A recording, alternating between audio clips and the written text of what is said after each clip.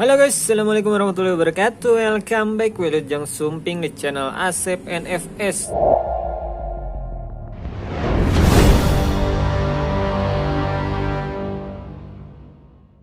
Oke, kali ini saya mau bahas masih tentang persettingan karbu ya.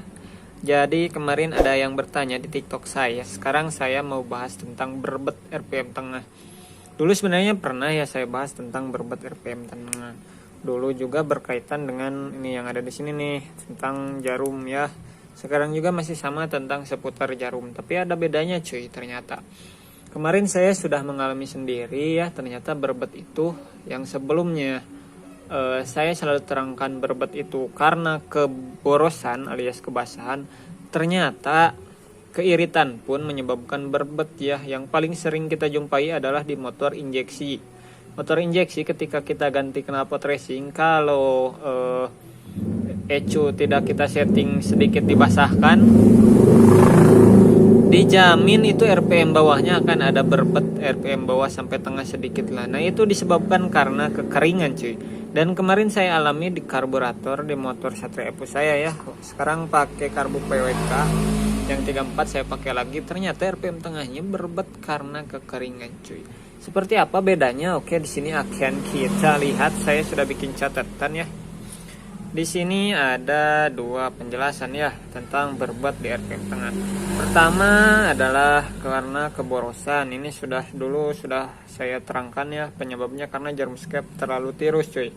Yang kedua karena keiritan. Keiritan sebaliknya ya karena jarum skep terlalu gendut ternyata cuy. Ini di sini saya ada dua jarum skep yang berbeda. Nanti bisa saya zoom. Sekarang segini aja kayaknya kelihatan sih. Set.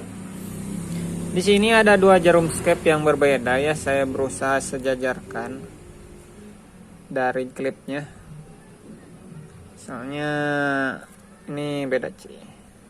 Yang pertama ini yang putih adalah jarum skep JJH ya. Ini JJH.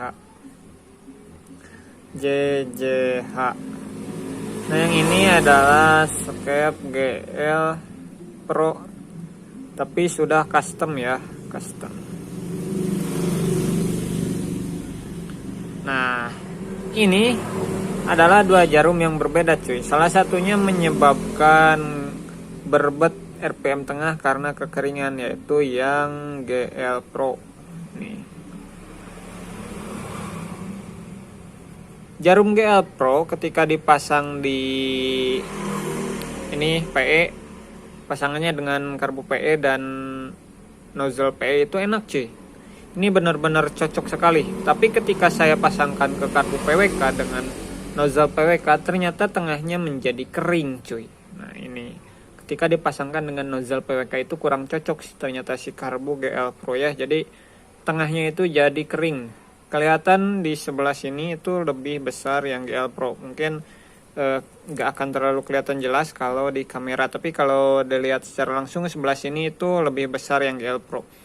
Nah ketika bukaan gas tinggi segini ya, itu dia pasti berbet karena kurang bensin.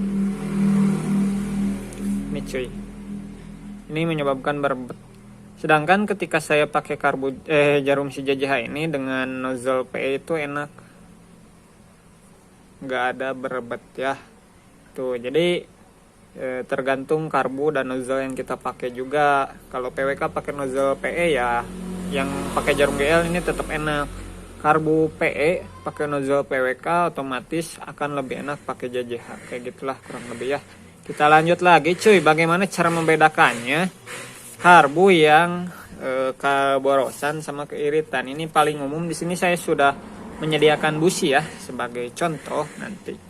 Di sini ciri-ciri yang paling utama setiap kita setting karbu itu harus lihat warna busi ya. Kalau keborosan itu warna busi sudah dipastikan hitam karena bahan bakar tidak terbakar semua. Sedangkan untuk keiritan sudah pasti warna businya putih cuy, karena kurang campuran bahan bakar. Selanjutnya yang paling jelas adalah nomor 2, gas bisa disentak untuk yang keborosan. Jadi walaupun ketika digas setengah itu ada berbet, tapi ketika disentak dia mau cuy. Sedangkan kalau kekeringan atau keiritan itu ketika digas setengah berbet disentak itu malah tambah parah cuy, malah tambah mundur ya, nggak maju. Itu karena keiritan cuy. Nah yang paling jelas lagi, ini paling simple ya, orang awam pun pasti ngerti. Ini poin nomor 3 ya, ciri-cirinya. Kalau keborosan kena angin atau berpapasan dengan kendaraan lain itu nggak akan ngaruh apa-apa cuy, karena dia sudah banyak campuran udara ya, banyak campuran bahan bakar.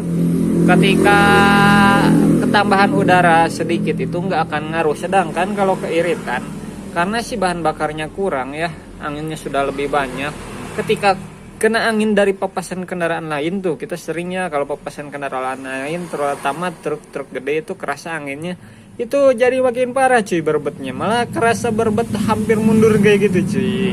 Ini paling gampang, perbedaan paling gampang dirasakan ya, kena angin ketika papasan kendaraan lain makin parah, ini keiritan cuy. Nah jadi kesimpulannya kayak gini cuy untuk perbedaannya ya.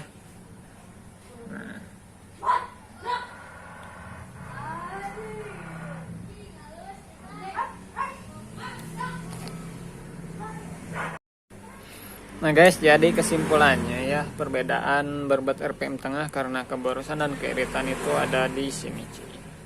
3 poin ini aja ya yang paling gampang dirasa dan dilihat ya. Dari warna busi yang paling utama ini, kemudian dari rasa-rasa di gas disentak, yang terakhir ketika kena angin atau papasan dengan kendaraan lain cuy.